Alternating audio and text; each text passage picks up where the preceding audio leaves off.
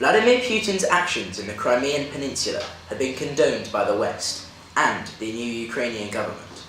But is he acting in the interests of the Crimean people, or is he making a grab for land and the strategic warm water port of Sevastopol, the city of Russian glory? Ever since President Yanukovych was ousted, Putin's stance toward Ukraine has been more aggressive.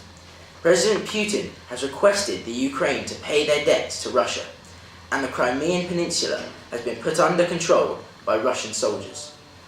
Are these acts of a Russian protector or of a Western provoker? So what are your views on Putin's actions in the Crimea?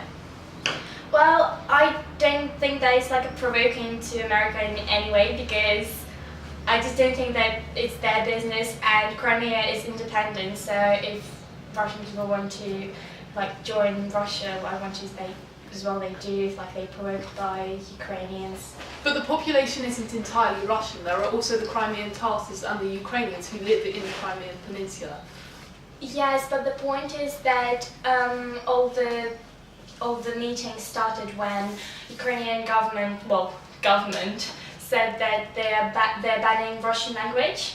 So yeah, they were restricted. Do you believe that he has a hidden agenda?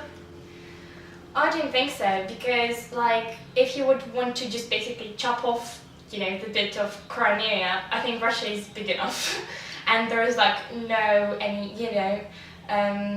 fossils in there that he can find. So, attractive. Do you believe that Putin's actions in the Crimea were to protect the people of Crimea, or to provoke the West? I think that, I think just the whole idea of reunion of Russia being strong and supportive, it's good for his image, but so basically just show off more force of Russia than helping someone or provoking someone. Okay, thank you. So sir, what are your views on Putin's actions in the Crimea?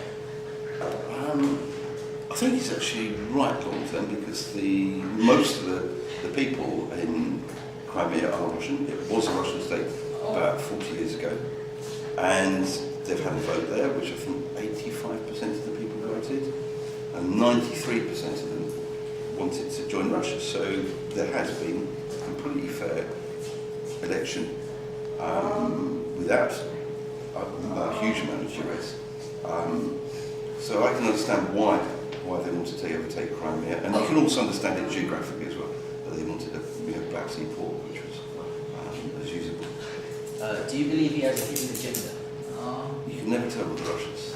The Russians' history is very black and white, and we look at it from the Western perspective. The problem I foresee is that other countries like Moldova and possibly some of the other states will think about perhaps rejoining Russia, because economically there'd be a stronger unit for that. But that's up to the people of that country. It's not for Putin to actually march his troops in and say, right, now Moldova is part of the Russian Confederation. So, protector or provoker? This is Ty signing off from BBC Newsday School Report. Thank you for watching.